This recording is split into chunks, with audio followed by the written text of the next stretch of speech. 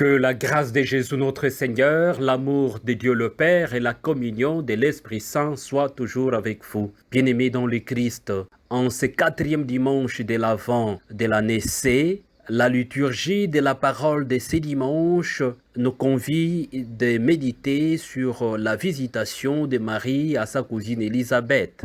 Elle va rejoindre sa cousine Élisabeth, enceinte comme elle, et Jean le Baptiste, comme bébé dans le sein de sa mère Élisabeth, partage cette allégresse en tressaillant de joie dans le sein de sa mère. Bien, chers frères et sœurs, la première lecture d'aujourd'hui souligne les temps du délaissement, les temps dont parle le prophète Michée. Et pour le prophète aussi, comme pour l'espoir concret de Michée, on en est venu là parce que le peuple dirigeant en tête et le roi en premier se sont détournés de l'alliance, ne vivant pas selon la justice de Dieu. Il faudrait donc se convertir et ne pas en rester à une simple velléité de conversion. Il faut réellement se convertir et ne pas rester à un changement folklorique.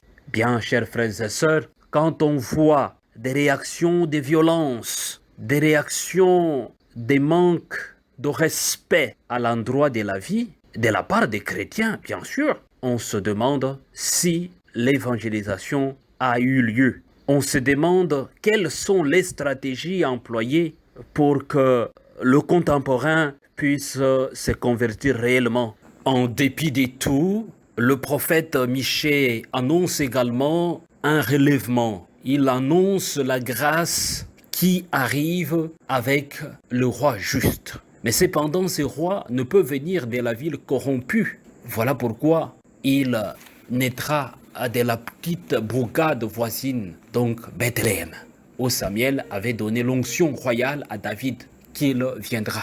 Bien, chers frères et sœurs, le prophète nous redonne espoir que le roi vient, le roi juste, lui qui travaillera pour la paix et la justice. Il vient, préparons nos cœurs pour que nos cœurs ne soient pas corrompus par des choses inutiles, que nos cœurs soient propres, une vraie conversion pour recevoir celui qui vient, le roi juste, le prince de la paix. Bien, chers frères et sœurs, la visitation, c'est la rencontre de deux personnes déjà habitées, de deux personnes déjà visitées. À notre niveau, bien, chers frères et sœurs, nos rencontres, nos différentes visites, c'est la même réalité. Essayons de reconnaître en la visitation un moment fort, un moment de joie et d'allégresse. Et parce que quand on visite quelqu'un, on apporte à cette personne une joie, un réconfort, une valeur à cette rencontre, quelque chose de sérieux. Marie qui visite Élisabeth, c'est la visite des deux mères qui vont donner des enfants attendus, le précurseur, le Messie. C'est Dieu qui nous visite à travers ces deux grandes dames, Marie et Élisabeth.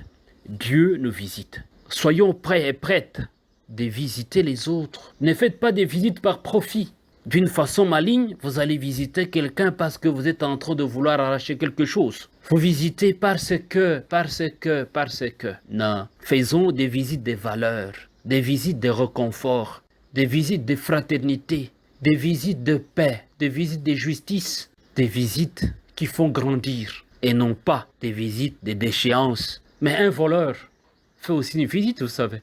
Mais une visite de désagrément, une visite triste, ce n'est pas le cas pour les chrétiens. Bien, chers frères et sœurs, l'événement de la visitation est chargé de sens et nous donne de vraies opportunités pour saisir le sens du respect, des considérations à l'endroit de toute personne. Vous m'avez visité à travers les malades, à travers le pauvre, à travers les comptés pour rien, à travers les sans-voix. Vous m'avez visité et vous avez inséré et vous avez inscrit l'amitié. Vous avez tracé le chemin de l'amitié éternelle, car Dieu nous visite. Élisabeth, dans cette allégresse, elle dira, « Tu es bénie entre toutes les femmes, et le fruit de tes entrailles est béni. » Une prière de tous les temps, en dialogue avec Marie, Marie Immaculée. Bien, chers frères et sœurs, une bénédiction de foi. Élisabeth s'écria, « Heureuse celle qui a cru à l'accomplissement du Seigneur, à l'accomplissement des merveilles. » Le Verbe s'est fait chair. Une bénédiction de foi. Et parce que Marie, c'est la comblée de grâce. Bien, chers frères et sœurs, elle est là toute disponible pour nous présenter le Christ qui vient. La deuxième lecture d'aujourd'hui, justement, revient sur le sens de la disponibilité. Mais voici, Seigneur, je viens faire ta volonté. Et Marie l'avait souligné dans les dialogues avec l'ange, que tout se passe pour elle selon la parole de Dieu, selon la volonté de Dieu. Elle est la servante. Elle est disponible pour porter les projets de Dieu. Soyons disponibles pour apporter Dieu aux autres. La visite. Évitons des visites de querelles. Apportons les différentes visites de joie, des différentes visites qui font grandir, les différentes visites qui rayonnent et qui donnent vie à toute personne. Chers frères et sœurs, la visitation est aussi amour. C'est par amour que Marie va grimper les collines et les montagnes pour visiter sa cousine Élisabeth. Par amour. Vivons de cet amour pour aimer toute personne créée à l'image de Dieu. Quand on voit le monde toujours en train d'offrir la tristesse, en train d'offrir la désolation, en train d'offrir le mépris, Marie nous donne le grand exemple de l'amour. Par amour, elle va visiter sa cousine Élisabeth.